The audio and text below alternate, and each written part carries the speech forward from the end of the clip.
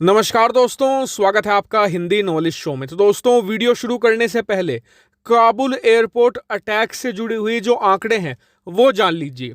अभी तक जो घायलों की संख्या है वो 150 प्लस है। मरने वालों की संख्या भी 100 के पार जा चुकी है। और आप जानकर हैरान रह जाएंगे कि इसमें तालिबान के लड़ाके भी मारे गए हैं। अभी तक जो रिपोर्ट्स हैं कह रही हैं करीबन 30 इसमें तालिबानी लड़ाके थे जो एयरपोर्ट के बाहर सुरक्षा में तैनात थे। इसमें करीबन 11 जो तालिबान की स्पेशल फोर्सेस हैं बदरी, उसके भी वहां पर कमांडो थे। इसके अलावा अमेरिकी सेना के 13 जवान अभी तक मारे जा चुके हैं और कुछ की हालत बहुत ज़्यादा गंभीर बताई जा रही है। तो ऐसे में ये कैजुअलिटी भी बढ़ सकती है। वहीं हम बात करें अमेरिका के अंदर इस समय क्या हो रहा है, तो आप जान लीजिए जो बाइडन के ऊपर इस समय बहुत ही हैवी प्रेशर है।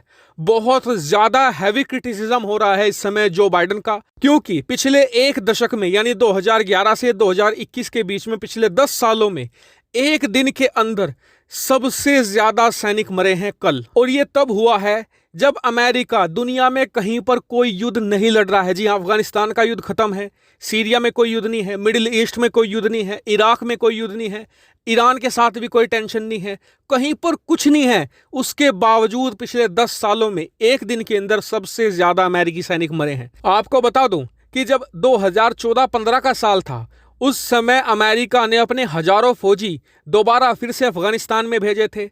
अमेरिका सीरिया में युद्ध लड़ रहा था, अमेरिका इराक में युद्ध लड़ रहा था। इस्लामिक स्टेट का जो पूरा आतंक था वो चरम पर था। इसके अलावा ईरान के साथ भी टेंशन बढ़ रही थी, लेकिन तब भी अमेरिका की जो कैजुअलिटी थी हाईएस्ट, वो मात्र 5 सैनिकों की थी एक दिन में, वो हाईएस्ट थी। और यहां पर बिना युद्ध के ही जो बाइडन ने 13 सैनिक अपने मरवा दिए। और इसीलिए आज की तारीख में उनके इस्तीफे की मांग बहुत ही जोरों शोरों से उठाई जा रही है। और देखिए, उन पर प्रेशर ना सिर्फ डोनाल्ड ट्रंप का है, उनकी विपक्षी पार्टी का है, जनता का भी है, और साथ ही जो उनकी खुद की पार्टी है डेमोक्रेटिक पार्टी, वहां पर भी उनका हैवी क्रिटिसिज्म हो रहा है।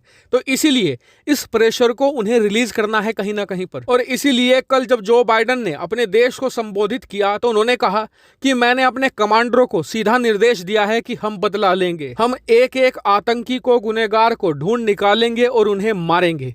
और साथ ही उन्होंने कमांडरों को दिशा निर्देश दे दिए हैं कि तैयारी शुरू कर दी जाए। और आपको बता दूं कि इससे सबसे ज़्यादा कोई देश डर रहा है ना, तो वो है पाकिस्तान। क्यों?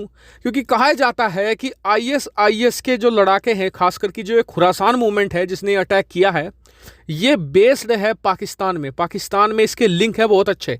तो ऐसे में आने वाले समय में 1-2 हफ्ते के अंदर ही जो बाइडन पाकिस्तान के अंदर बहुत ही हैवी बॉम्बिंग करवा सकते हैं। और इतना ही नहीं, पाकिस्तान एक और मूवमेंट से बहुत डरा हुआ है। दरअसल पिछले 24 घंटों के अंदर अमेरिका, यूरोप, कनाडा, इसके अलावा एशिया में सभी देशों में एक हैशटैग बहुत ज़्यादा वायरल है।